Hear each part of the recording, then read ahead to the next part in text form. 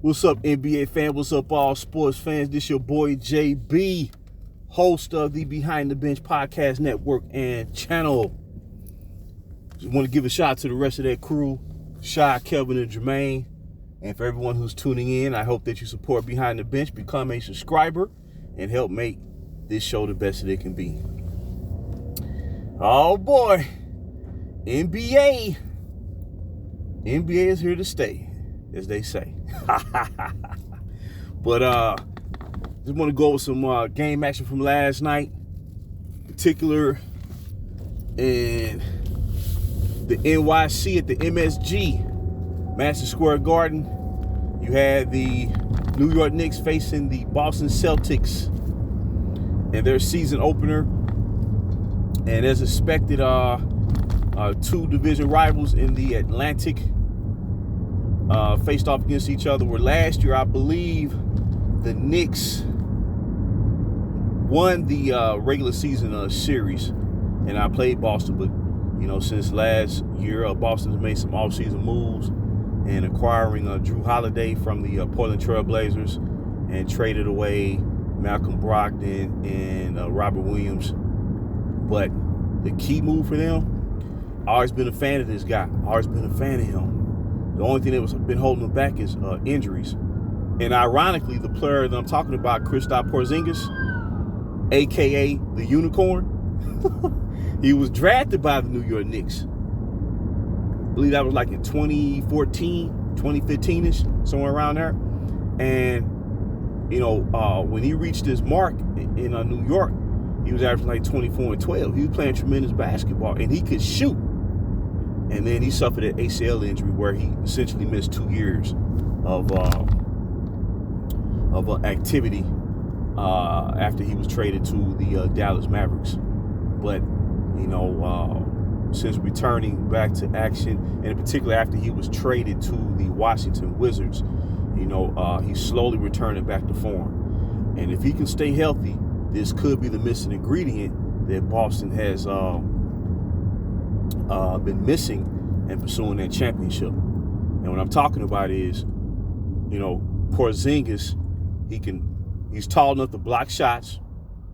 He can get just enough rebounds, to press the issue and help facilitate transitional basketball for Boston from defense to offense. But more importantly, he can score, and he can score 20 plus for the Celtics, along with their two superstars, their two best players, Jason Tatum and Jaylen Brown. Tatum had a big game last night. I think he had like 34 points and about 11 boards. But down the stretch, it was the Unicorn who hit the big shots to help seal the deal and scoring 30 points and 8 rebounds.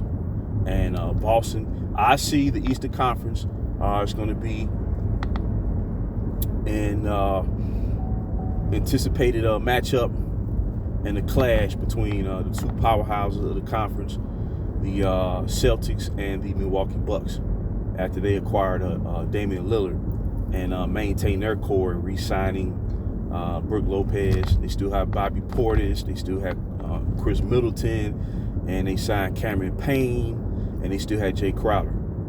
That team is going to come down to Boston and Milwaukee, I believe, and it's probably going to come out in the home court.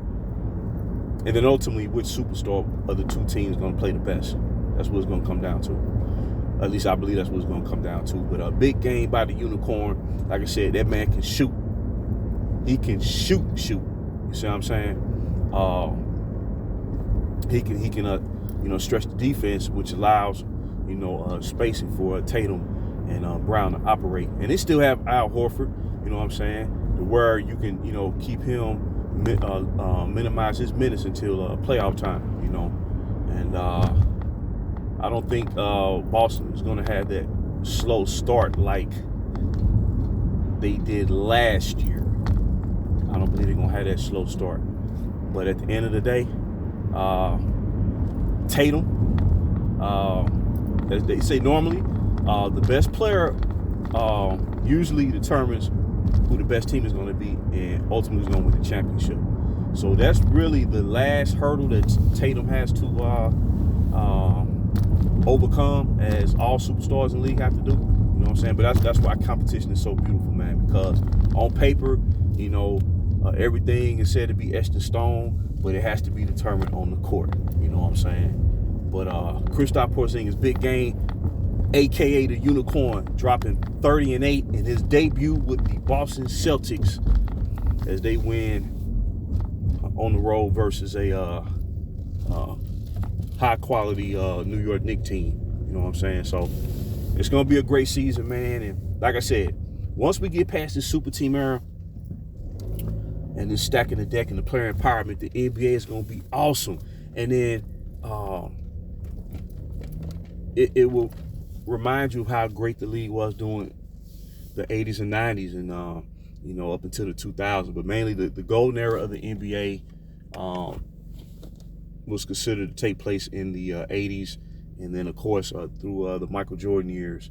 But the NBA, if they understand what they had before them, man, they could move beyond this chaos, man. Let's get back to competition in basketball. The true empowerment is the players going out there and competing. That's the ultimate form of player empowerment. Going out there and competing, and the fans will respect it, man. Even if it's a rival, whoever it is, if the competition is real, man, fans will always appreciate it, man. So I just want to drop that real quick. Until next time, this is JB for BTB, Behind the Bench.